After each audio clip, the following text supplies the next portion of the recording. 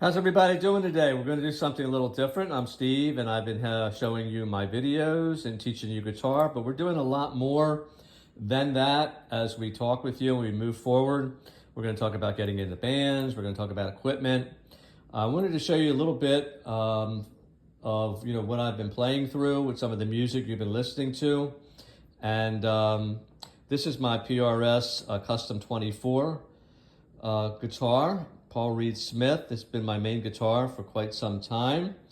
And I do have a new record rack here that I was able to put all my records. And that was a Father's Day gift, so that's pretty cool. But what I've been doing here, if you've been listening in, I've been playing a good bit through my Fender here. And this is a Fender. It's called a Frontman 25R. It's got a little bit of distortion going on. So you might have heard that. Somewhat. I was doing some clean things too with that Fender, but also down at the bottom here is my Mesa Boogie Mark III. And that was my main amp for quite some time. 20 or more years I was using that. For some reason, I just decided to switch to my Fender Hot Rod Deluxe. And, we're going to a lot of festivals, and so many bands are still using Fender, whether it's Super Reverb or the Twins or Hot Rod Deluxe. So that's what I've been using lately, and I've actually have been using my American Strat with my blues band. I have been using the PRS with my classic rock band. So the next thing I wanted to show you is the pedal board that I have been using in recent months, maybe the past few years. And you'll see that I've got my wah-wah, okay?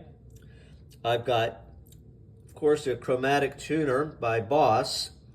I've got two overdrives. I really like the Barber direct drive, but when I heard the blues band down Rehoboth Beach here in Delaware, the guitar was using this D&M drive. So I really liked how it sounded. I'm actually sometimes using both of these in tandem to get the desired sound that I want to have.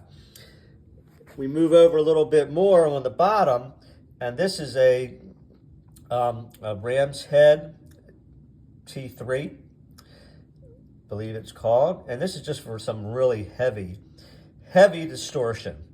And it's a cool pedal. I haven't been playing really heavy music lately, but it's still a cool pedal for certain songs. I'm going to use my pedal board a little bit in the next coming lesson so you can hear exactly how it sounds. The MXR is a delay. Then I have the Boss digital reverb delay. I'm using that mostly for reverb. And then we come back up to the top. I have a Boss flanger. And then I have a Boss chorus, a CE5. So, that kind of rounds out my pedal board, and I'm going to be using this a little bit because I don't need it for my band practice until next week. And I'm getting okay tones out of my PRS from these amps, but it's still not the overdrive that I like. The Mesa Boogie is a tube amp. The Fender that I utilize at practice and have been using playing out, again, is a tube amp. My first amp was a Guild, and then I went right into borrowing my friend's Super Reverbs when I had gigs when I was like 15 and 16. I actually used two in tandem.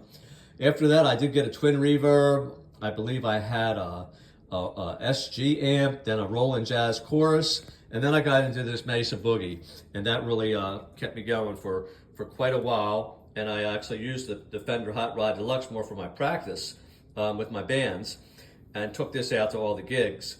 But lately I've just had a little change of heart, and the Strat just sounds really unbelievable with the Fender Hot Rod Deluxe. So anyway, I just wanted to give you a little bit of a tour.